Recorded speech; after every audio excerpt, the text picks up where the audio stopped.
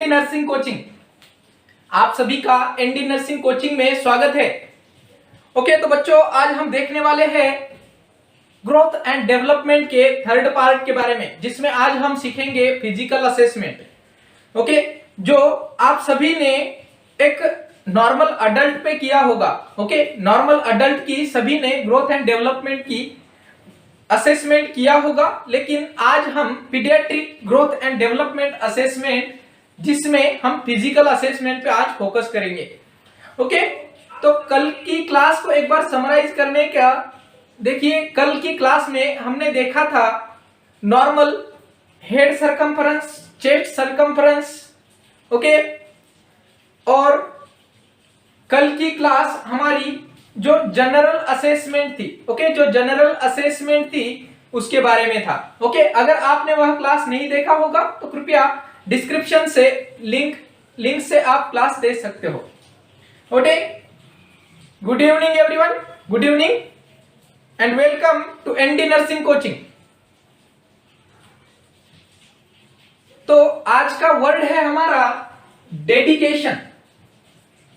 Dedication किस चीज के लिए? डेडिकेशन, कोई भी काम आप एक बार हाथ में लेना है, उसको तब तक आपको कंटिन्यूअस करते रहना है, परसिस्टेंट रहना है तब तक जब तक उसकी सफलता आपके हाथ में ना हो। ओके बच्चों, डेडिकेशन यही एक वर्ड है जो आपको सक्सेस की तरफ लेके जाता है। ओके, डेडिकेशन होना चाहिए।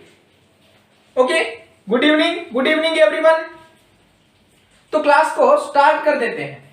ओके, क्लास को स्टार्ट कर देते हैं। तो आज हम फिजिकल एग्जामिनेशन के बारे में देखेंगे। Okay, physical assessment. कल हमने जनरल असेसमेंट देखा था, आज हम फिजिकल असेसमेंट देखने वाले हैं। ओके, तो फिजिकल असेसमेंट में हम हेड टू टो का एग्जामिनेशन करेंगे बच्चों, हेड टू टो का एग्जामिनेशन करेंगे। तो देखिए, सबसे पहले अगर हेड टू टो में हम एग्जामिनेशन करना चाहे तो हम पहले देंगे हेड। ओके, हेड का असेसमेंट करेंगे पहले। तो हेड में हमारी सबसे पहले, गुड इवनिंग कार्तिक जी, गुड इवनिंग। ओके, सबसे पहला क्वेश्चन आएगा कि हेड में बोन कितना है। ओके, तो सबसे पहले जब असेसमेंट कर रहे हो, फिजिकल असेसमेंट, पीडियाट्रिक की बात कर रहे हैं हम। आज की क्लास में जो भी सारा होगा यह पीडियाट्रिक की क्लास से होगा।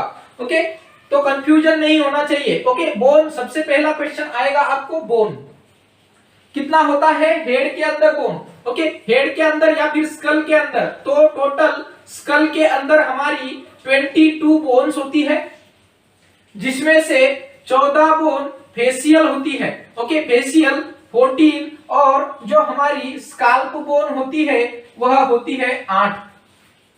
ओके, यहां से ये आपके 3 एमसीक्यू बन जाते हैं बच्चों। These are 3 MCQ which can be asked into your competitive nursing exam. Okay, अब हमने बोन चेक कर लिए, सारे बोन प्रेजेंट है। Now we will check the moulding. Okay, now we will check the moulding. Okay, what is molding? What is molding? It is just a simple term that overlapping of bone. Bone का एक के ऊपर एक overlap होना, इसको हम simply क्या कहते हैं? मोल्डिंग कहते हैं। ओके, अब ये बोन एक के ऊपर एक क्यों आ जाते हैं? क्यों यह बोन एक के ऊपर एक आ जाते हैं? तो इसके पीछे कारण है, जब बेबी का हेड पेल्विस से, मैटरनल पेल्विस से पास होता है तो उसके दौरान इस हेड के, बेबी के हेड के ऊपर प्रेशर आने लगता है, और इस प्रेशर की वजह से बोन, ये जो हमारे फ्लेक्सिबल बोन है, वह एक के ऊपर एक चढ़ जाते हैं, और that is called as moulding. That is called as moulding. तो मोल्डिंग के हम 3 ग्रेड पकड़ते हैं, +1, +2 एंड +3। Okay, +1, +2 and +3। +1 का मतलब क्या होता है? +1 is bones are just touching together. Okay, touching together है but not overlap, bones just touch हो रहे हैं अभी बट ओवरलैप नहीं है। ओके, +2 कब बोलते हैं हम? +2 बोलते हैं बोन ओवरलैप है। ओके, बोन ओवरलैप है लेकिन इजीली सेपरेटेड है, इजीली सेपरेट कर सकते हैं, इजीली सेपरेट कर सकते हैं। ओके, +3 कब कहेंगे? जब यह दोनों बोन फिक्स होंगे, जब जो बोन्स होंगे वह एक के ऊपर एक चढ़ने के बाद फिक्स हो गए होंगे, हम हाथ से इसको हम सेपरेट नहीं कर पाते हैं, that is called as. Good evening Akanksha ji, good evening Kartik ji. Okay, तो +3 को क्या कहते हैं हम? +3 को it is the bone are fixed, okay, can not be separate. Okay, तो ये मोल्डिंग हमें नेक्स्ट देखना है हेड के अंदर। अब हमने बोन देख लिया, देन मोल्डिंग देख लिया, बोन का मोल्डिंग देख लिया। Now the point third is for sutures. अब हेड के अंदर सूचर्स कितने हैं? ओके, तो सूचर्स की अगर हम बात करें तो बच्चों मेनली जो पीडियाट्रिक होते हैं उनके अंदर 4 सूचर्स होते हैं। ओके, सूचर्स 4 होते हैं। कौन सा होता है? Number one is frontal suture, frontal suture. Okay, यहां पे एक डायग्राम निकाल लेते हैं।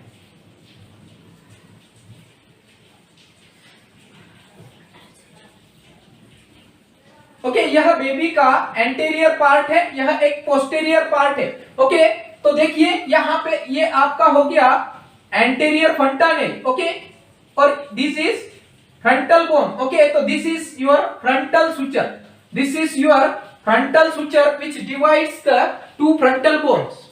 ओके, एक हो गया आपका फ्रंटल सूचर। नेक्स्ट आता है coronal suture, coronal suture, coronal suture जो कि आपका कोरोनल सूचर यहां से आएगा आपका coronal suture, coronal suture. Okay, then third suture आता है आपका sagittal suture, sagittal suture.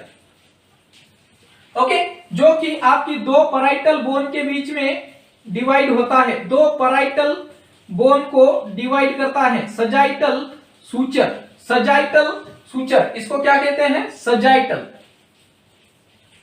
Okay, ये हो गया आपका coronal, coronal. Okay, then last one is your lambdoidal suture, lambdoidal sutures. Okay, fourth one is your lambdoidal, lambdoidal sutures. देखिए सारे point आपको exam point of view important है, इससे और कम नहीं सिखा सकते बच्चों। ओके, इससे और कम नहीं कर सकते। ये सारे जो पॉइंट है आपको एग्जाम में आप पूछ सकता है, डायरेक्ट 1 मार्क का एमसीक्यू आता है यहां से। Okay, okay, good evening Chandrakant ji, good evening. Okay, and welcome to ND nursing coaching. आप सभी का एनडी नर्सिंग कोचिंग में स्वागत है। आज तक हमारे 100 प्लस लेक्चर YouTube पे अवेलेबल है। इसका बेनिफिट आप सभी को लेना है। यह लेक्चर आप सभी के लिए फ्री ऑफ कॉस्ट अवेलेबल है, फ्री ऑफ कॉस्ट अवेलेबल है। ZP, DME, DMER, okay, DHS सारी एग्जाम के लिए आप इससे प्रिपेयर कर सकते हो। ओके, एक बार क्लास को लाइक और शेयर कर दो, क्लास को लाइक और शेयर कर दो। ओके, तो हमने 4 सूचर देखा है, एक frontal suture, coronal suture, sagittal suture and lambdoidal suture. Okay, तो अब हमने पहले देखा था बोन, कितने बोन थे? 22 बोन, जिसमें से 14 बोन फेशियल थे, 8 बोन स्काल्प बोन थे। इसके बाद हमने देखा मोल्डिंग। ओके, मोल्डिंग 3 ग्रेड में डिवाइड किया था, +1, +2, +3। ओके, अब हमने देखे सूचर्स। इस सूचर्स का इंपॉर्टेंस क्या होता है, किस लिए होते हैं यह sutures? Because it gives the passage, okay, या फिर यह अकोमुलेट करते हैं ब्रेन को अकोमुलेशन करने के लिए इसका इंपॉर्टेंस होता है। जब ब्रेन ग्रो होने लगता है तो यह सूचर्स थोड़े वाइड हो जाते हैं। ओके, यहां तक क्लियर है? Now we will see about the fontanelles. Okay, अब हेड के अंदर हम फंटानेल्स देखेंगे। वैसे तो अगर विदाउट क्लिनिकल इंपॉर्टेंस की बात करें तो टोटल हमारे पास 6 फंटानेल है। टोटल जो पीडियाट्रिक न्योनेट होता है उसके अंदर 6 फंटानेल होते हैं। ओके, जिसमें से 2 ही आपके क्लिनिकल इंपॉर्टेंस होते हैं। ओके, 2 आपके क्लिनिकल इंपॉर्टेंस है। तो सबसे पहला है आपका anterior fontanelle and this is your posterior fontanelle. Okay, तो अब हम देखते हैं फंटानेल के बारे में। यहां तक क्लियर है सबको? Okay, now we will see about the fontanelle. तो अगर एंटीरियर फंटानेल की बात करें, एंटीरियर फंटानेल की अगर हम बात करें तो it is diamond in shape. आपको कुछ पॉइंट याद रखने हैं। ओके, जब भी एंटीरियर फंटानेल का नाम आ जाएगा आपको यह 4-5 पॉइंट याद रखने हैं। ओके, एंटीरियर फंटानेल जब इसका नाम आता है तो आपको 4-5 पॉइंट याद रखने हैं। पहला है it is diamond in shape, diamond shape का होता है। यह क्लोजेस 18 मंथ पे या फिर हम बोल सकते हैं इसको 1.5 ईयर पे। ओके, 18 मंथ पे या फिर 1.5 ईयर पे। देन थर्ड पॉइंट आपको बताना है इट हैज 4 सूचर्स, 4 सूचर्स है इसके और 4 सूचर लाइन है, 4 सूचर लाइन है। अब ये कैसे है देखते हैं। देखिए, ये हमारा एंटीरियर फंटानेल है। ओके, हमने बोला पहला पॉइंट डायमंड शेप है। ओके, तो आपको दिख रहा है डायमंड शेप है। Then it closes at 18 month.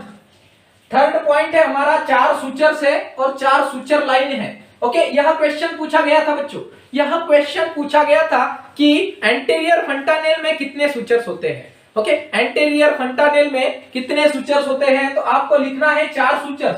कौन से हैं? This is frontal suture, 2 coronal suture और 1 सजाइटल सूचर। यह 4 सूचर्स होते हैं एंटीरियर फंटानेल में।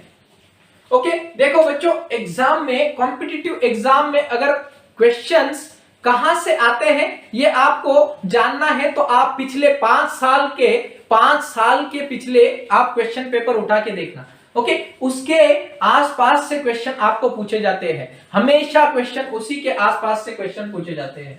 ओके, तो आपको लिखना है 4 sutures. Anterior fontanelle has 4 sutures and 4 suture lines. Clear है? Now next point anterior fontanelle के लिए। Okay, next point anterior fontanelle के लिए इसका डायमीटर। ओके, डायमीटर आपको पूछ सकते हैं, डायमीटर आपको पूछ सकते हैं तो आपको लिखना है 3.4 इंटू 3.4 याद रखना है बच्चों। और अगर आप क्लास लाइव अटेंड कर रहे हो तो कृपया आप नोटबुक लेके साथ में बैठना है। Okay, this is good practice that when you are preparing for the exam, जब आप रिमाइंड करना चाहोगे तब आप नोटबुक अगर सामने होगा तो इसको अच्छे से याद रखोगे। ओके, तो इसका डायमीटर है आपका 3.4 इंटू 3.4। अब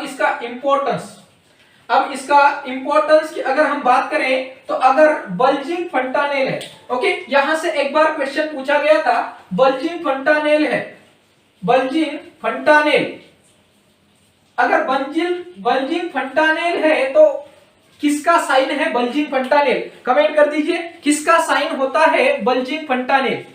कमेंट कर दीजिए फटाफट, बल्जिंग फंटानेल है। ओके, किसका साइन होता है बल्जिंग फंटानेल? कमेंट कर दीजिए फटाफट, किसका साइन होता है बल्जिंग फंटानेल?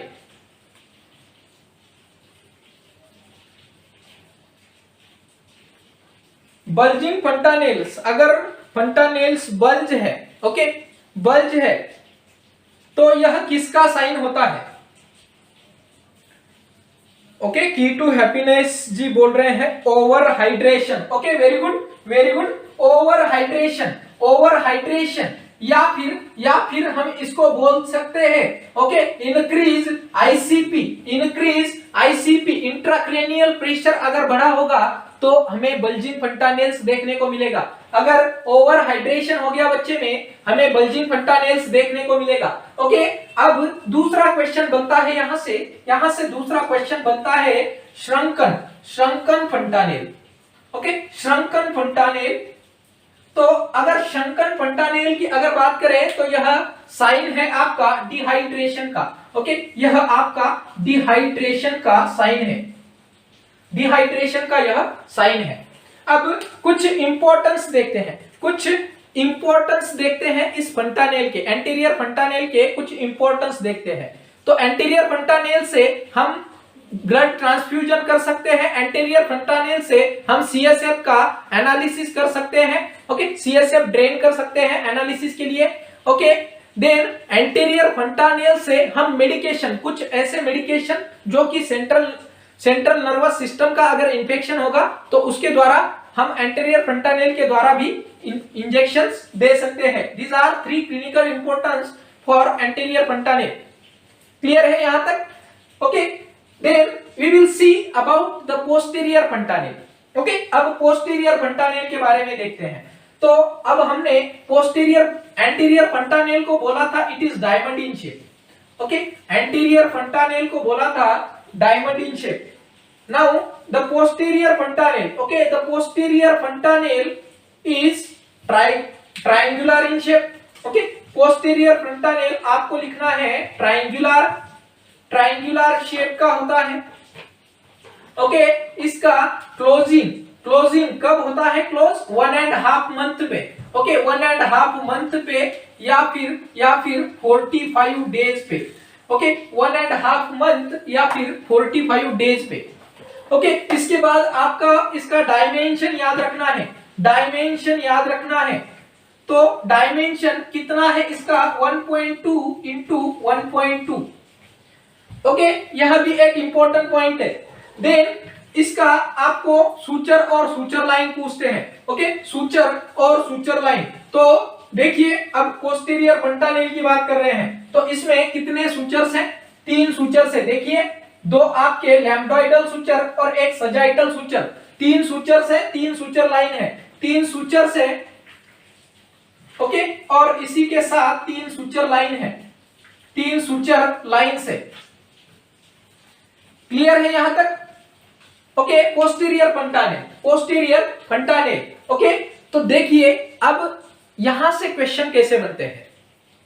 पहले क्वेश्चन बनता है आपका शेप के बारे में, फंटानेल का शेप के बारे में। दूसरा क्वेश्चन बनता है क्लोज कब होता है। तीसरा क्वेश्चन बनता है आपका डायमेंशन के बारे में, कितना डायमेंशन होता है। ओके, चौथा क्वेश्चन बनता है आपका सूचर और सूचर लाइन के बारे में। ओके, और 5th क्वेश्चन बनता है आपका क्लिनिकल इंपॉर्टेंस क्या है। तो ये सारे पॉइंट अभी तक हमने कवर कर लिए हैं। ओके, इसके बाद आगे बढ़ते हैं। Okay, good evening Anushree, good evening. Now we will see the head. Okay, now in the head अगर इंजुरी हुआ तो ओके, हम देखिए अभी पहले हमने बोन देखा था, इसके बाद बोन के बाद हमने देखा कि मोल्डिंग के बाद हमने देखा देन फंटानेल्स, सूचर्स। ओके, तो इसके बाद हमें हेड इंजुरी के बारे में देखना है। हेड इंजुरी अब असेस करेंगे हम। तो हेड इंजुरी, अगर हेड इंजुरी के बारे में पूछा जाता है तो आपको 2 पॉइंट याद रखने हैं हेड इंजुरी के लिए। ओके, हेड इंजुरी के लिए आपको 2 पॉइंट याद रखने हैं। कौन से 2 पॉइंट है? एक तो है आपका कैपुट सक्सिडिनम। क्या होता है कैपुट सक्सिडिनम? कमेंट कर दीजिए फटाफट, क्या होता है caput succedaneum. Okay, caput सक्सिडिनम।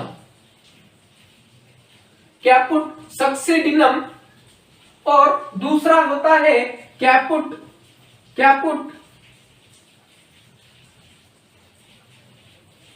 Haematoma. Okay, caput succedaneum और caput hematoma. Okay, caput succedaneum and caput hematoma. What is caput succedaneum? A simple question from pediatric nursing. सभी को इस क्वेश्चन का जवाब आना चाहिए। This is basic question, okay, basic question and most common problem with vacuum and instrument delivery. Most common problem होता है vacuum और इंस्ट्रूमेंटल डिलीवरी का, कैपुट सक्सीडिनम। ओके, कमेंट कर दीजिए क्या होता है caput succedaneum. What is caput succedaneum?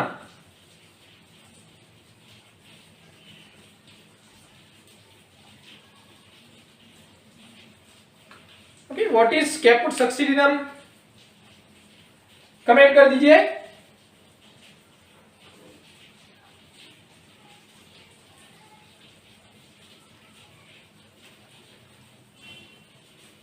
Okay, Kartik जी बोल रहे हैं फ्लूइड अकुमुलेशन। कहां पे होता है fluid accumulation? Very good Karthik ji. Okay, तो कैपुट सक्सीडिनम है, इसका अगर डेफिनेशन पूछा जाए तो it is accumulation of fluid. Okay, fluid का अकुमुलेशन होता है, अक्यूमुलेशन होता है, कहां पे होता है फ्लूइड का accumulation? In between periosteum, periosteum, okay, periosteum, दो पेरियोस्टियम के बीच में फ्लूइड का कलेक्शन होना, that is called as caput succedaneum. तो बच्चों यहां पे आपको एक कीवर्ड पकड़ना है, it is the fluid, it is the fluid not blood. Okay, और जब अगर कैपुट सक्सीडिनम की बात आती है, कैपुट सक्सीडिनम की बात आती है तो यह caput crosses the central line, okay, crosses mid line, okay, mid line cross करता है। तो फॉर एग्जांपल ये ब्रेन है, ओके, यह एक ब्रेन है, इसको अगर हम दो भागों में डिवाइड कर दे तो कैपुट सक्सीडिनम इस मिड लाइन को क्रॉस कर जाता है। वेरियाज यह जो सिफेल हेमेटोमा है not cross the mid line, okay, cephalhematoma mid line को क्रॉस नहीं करता है। ओके, हमने यहां पे बोला है फ्लूइड अकुमुलेशन। अगर सिफेल हेमेटोमा पूछा तो आपको लिखना है ब्लड का अकुमुलेशन, ओके, ब्लड का अक्यूमुलेशन। ये दो डिफरेंस है, इसीलिए हमने साथ साथ सीख रहे हैं इसको।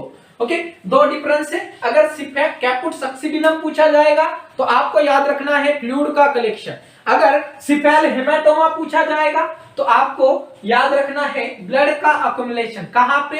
इन between the periosteum, okay, this caput succedaneum can crosses the mid line, whereas in caput hematoma it not crosses the mid line. Okay, ये एक डिफरेंस हो गया आपके लिए। Then caput succedaneum disappears at 72 hours में, ओके, विद इन 72 आवर्स में यह disappear हो जाता है। ओके, विद इन 72 आवर्स में डिसअपियर हो जाता है। ये भी आपका कॉम्पिटिटिव नर्सिंग एग्जाम का क्वेश्चन है बच्चों, कॉम्पिटिटिव नर्सिंग एग्जाम का क्वेश्चन है। Caput succedaneum disappears at within 72 hours, okay. अगर सिफेल हेमेटोमा पूछे तो cephalhematoma disappears at 6 to 8 weeks, 6 to 8 weeks के दौरान यह डिसअपियर हो जाता है। लेकिन अगर नहीं होता है, अगर इफ नॉट अगर डिसअपियर नहीं होता है तो हम क्या करेंगे, इसको क्या करेंगे, needle aspiration and this is your second important nursing exam question बच्चों। ओके, यह भी एक आपका नर्सिंग कॉम्पिटिटिव एग्जाम का एमसीक्यू बनता है यहां से। ओके, क्लियर है? यहां तक क्लियर है? नाउ नेक्स्ट पॉइंट देखते हैं हम नर्व इंजरी, हेड के अंदर नर्व इंजरी के बारे में। अभी हमने देखा था कि हेड इंजरी, अब नर्व इंजरी में आपको 4 पॉइंट याद रखने हैं। नर्व इंजरी में 4 प्रकार की नर्व इंजरी आपको याद रखनी है। ओके, यहां से कई बार क्वेश्चन पूछे गए थे, इसीलिए हम नर्व इंजरी को थोड़ा अच्छे से सीखेंगे। Okay, nerve